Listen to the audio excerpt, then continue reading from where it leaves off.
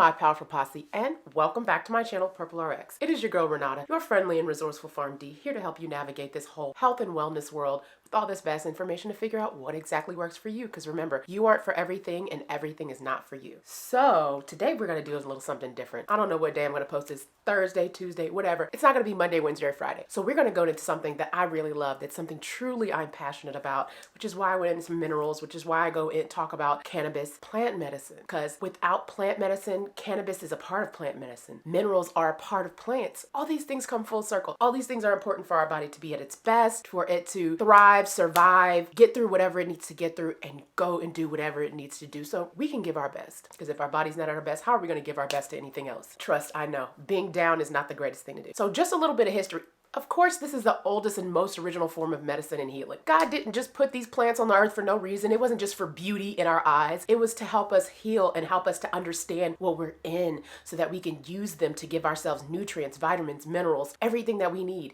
in order to survive. He gave us everything. What more do we have to look for? This is not to take away anything from conventional medicine. Let's get further. So evidence of basically herbal and plant medicine is going to date back to prehistoric times, probably about 60,000 years ago, when they see the Neanderthal buried in northern Iraq. The bodies yielded large amounts of pollen from like 8 plant species. Herbs have also been found in the personal effects of Iceman from the Ice Age. Now, the first written study you're going to see is the study of herbs dates back to Sumerian times. And Sumerians over 5,000 years ago in Egypt and those areas, they were using plant medicines. They had information on over 850 plant medicines, including garlic, juniper, ginger, cannabis, castor bean, aloe, mandrake, and the Ebers Papyrus, dating to 1550 BCE of ancient Egypt, has a script for cannabis sativa that was topically used for inflammation. So we can't say that cannabis isn't plant medicine that wasn't used back in Jesus' day, or plant medicine from the beginning time, or not important to plant medicine and opening up the doors for you to see. Plant medicine is important in the medical industry. It started the medical industry. Medical industry came from this.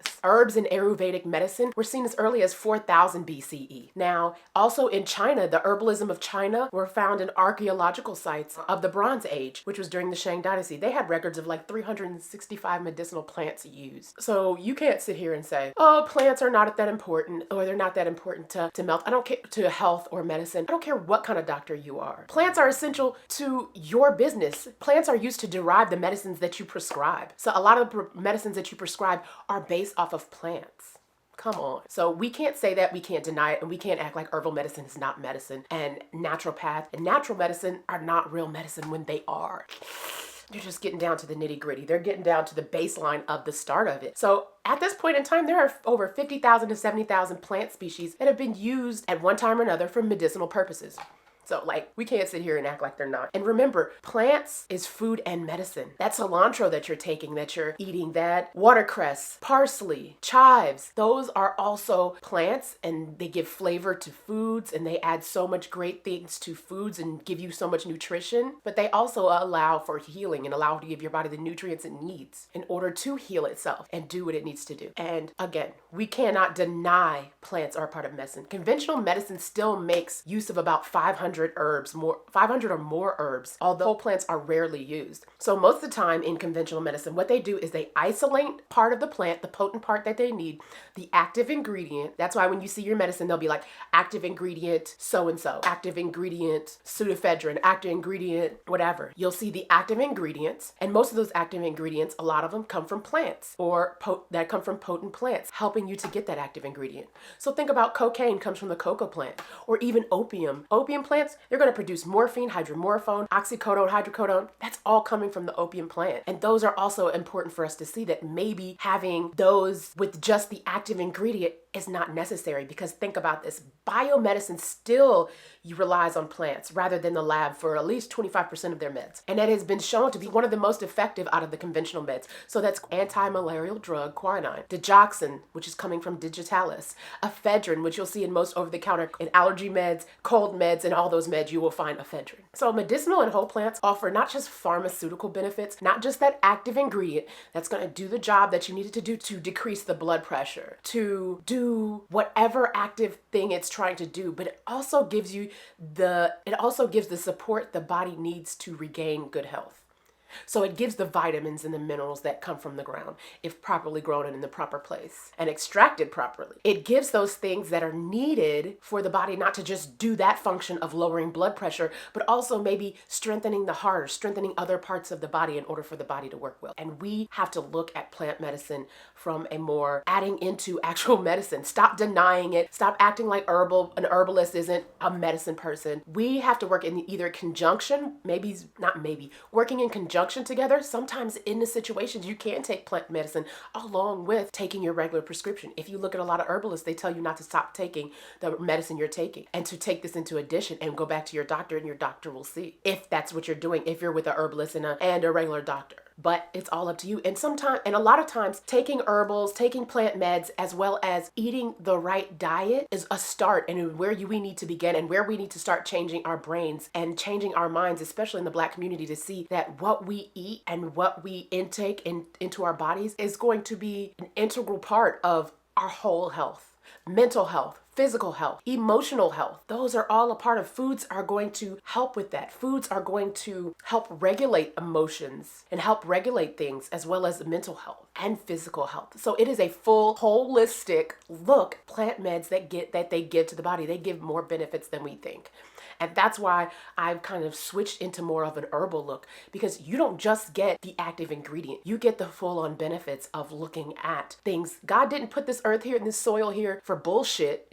He put it here and gave it to us because he's got just a little magic sprinkle of herbs, vitamins, minerals, things our body need. We came from dirt. What's dirt gonna hurt? Come on. Anyway, so medicinal plants, again, are God-given. So like I said, they bring that active ingredient along with the vitamins, minerals, and other compounds necessary for our body to do the functions that it needs. Now, cannabis is a great example. This is why I said cannabis when I did a podcast interview and said cannabis is opening up the doors for people to see that plant medicine, because cannabis is basically using a whole plant med. It's not sitting here just saying, give me the active ingredient so you can get high, so you can decrease inflammation. It's not always doing that. They tried to do that and failed. And it harmed more people than it helped people. And they've shown that in studies. And using whole plant med and maybe getting strains or building strains or building out stronger parts of the plant will allow you to get full benefits of the plant, which is, again, not just getting that active ingredient, but the vitamins, the minerals, and the other ways in which it affects the body, decreasing inflammation all over, allowing anti-emetic all over the body if you have that issue.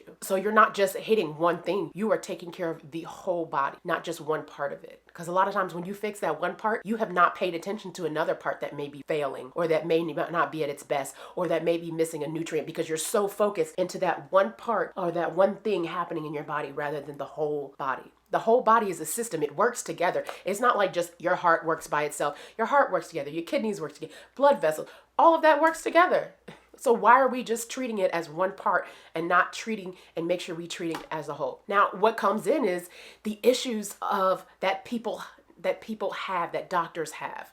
The issues doctors have are because they've been programmed. Our system is a capitalistic system. So our system is not looking at what's the best for everybody else while I make money. No, it's like, what is the best for me so I can get this money? That's what this capitalistic society has done. They haven't looked at, let me balance the scales to make sure I take care of people as well as I can take care of myself. No, they're looking at it from a whole nother way. How am I gonna take care of myself and my family? Forget everybody else. Oh, if they get harmed, we'll work it out or cover it up. Not let's truly fix the problem. Let's truly fix the issues. So some people are having issues with herbs because they're programmed to think that conventional medicine is better than herbal medicine, when they can be used in combination, or herbal can be used to start off with and be used in the proper way and in the proper place to start that off, and then go ahead and add conventional medicine when it's needed. Like me, I have a kidney situation. I had to get a transplant. My life is being saved because of conventional medicine, because of laboratory medicine. And I thank God for that. But there are also ways that I help to treat the rest of my body. And I help to do my body at its best by eating right, by taking in some things. Because think about this. There's also some issues with conventional and herbal or plant medicine, is because a lot of times this tells you how powerful plants are. A lot of times those plants interfere with certain medicines. Think about if you're taking Coumadin. Say you're taking a blood thinner. Oh, well, if you ate leafy greens before, or you didn't eat that much leafy greens before, then you can't continue to eat leafy greens, or all of a sudden go on a binge to eat leafy greens, because you're going to affect your medicine. Those two affect each other. There's a lot of herbals or natural foods that are going to affect medicine. Like a lot of times pineapple they say don't take pineapple or certain things like acidic citrus fruits, because they may interact with it with your medicine or decrease the absorption. Grapefruit, messing with metabolism and absorption. So plants are medicine. Plants give benefits, but plants can also inhibit conventional medicine. So that's where they want to avoid, stay away. And they've been programmed to say one is better than the other when one is not better than the other. And if I am to say one is better than the other, it is because herbal medicine not only has active ingredient, but it also has the minerals and vitamins that you need that you probably are missing in other ways. And once you get a taste of that, it's going to add on and have you crave proper foods a lot of time and have your body wanting that. When your body starts getting a taste of healthy stuff and feeling good, it's like, I don't want none of that other mess. I didn't like that other mess.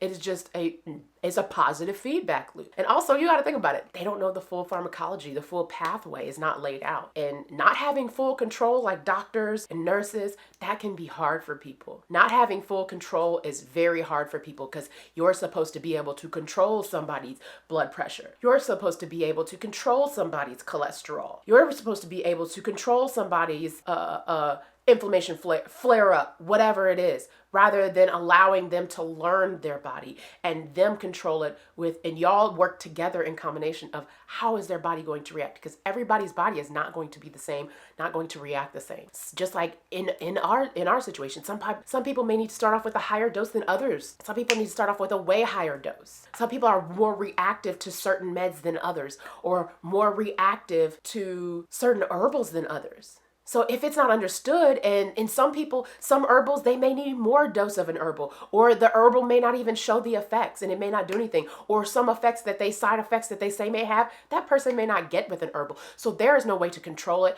and control the information that comes with it. So herbals can be very hard for some people. It is about control, and they don't know how to work in a wave or in waves. And plant medicine is more of I'm not going to say experimental, but everybody is different, and you have to help everybody learn their body, learn who they are, and learn reactions to things in order for you to treat them. It is a 2-part series. In non-herbal medicine and conventional medicine, you could be like, I just need you to take this med. Just need you to take this pill. If not, I'll just give you a higher dose. Or if not, I'll just do this.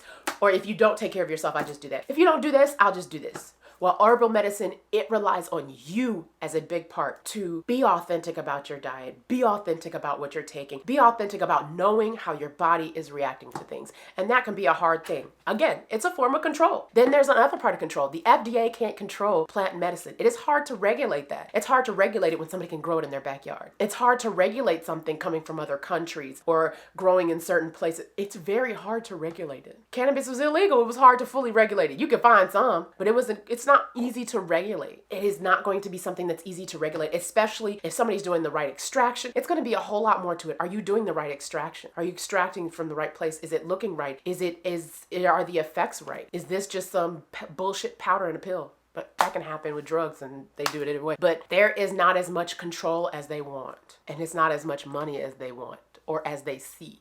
Because think about it, if I could teach you how to go grow it, what kind of that's them missing out on that money. That's them missing out on some money that they can get when you can't go in a lab and make all these pills for yourself. It's easier for me to control it and distribute it out to you. So again, don't get caught up in the messaging of plant medicine is bad, herbals are bad. The thing I want you to do, most commonly used herbs are extremely safe to use. But of course, there are going to be some side effects can be produced. Somebody may be more sensitive to something. Somebody taking chlorophyll drops could end up getting dry skin or get red patches. Sun can get, when they get sun exposure, can start to get a sun wrap. Those are things that are going to happen to some people and not others.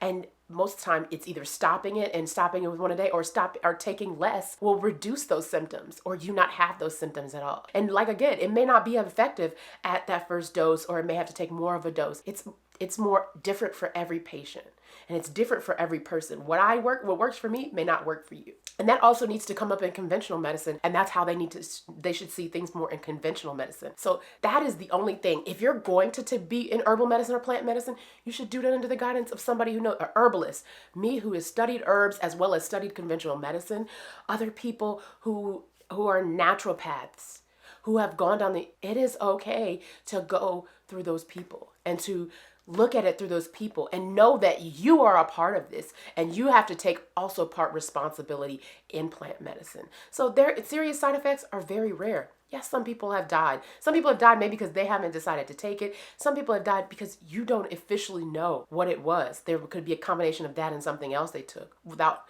consulting anybody. But that can happen with regular medicine. That can happen with conventional medicine. That can happen in any circumstance. So I hope you guys enjoyed this video. Welcome to my plant medicine. You'll be getting it probably more than one day, every day. Some new information on herbs, on different types of plant medicine, and different type of ways you can look at plant medicine and how you can be accountable and see if this works for you. Because again, not everything is for you, and you aren't for everything. Thank you guys. Bye.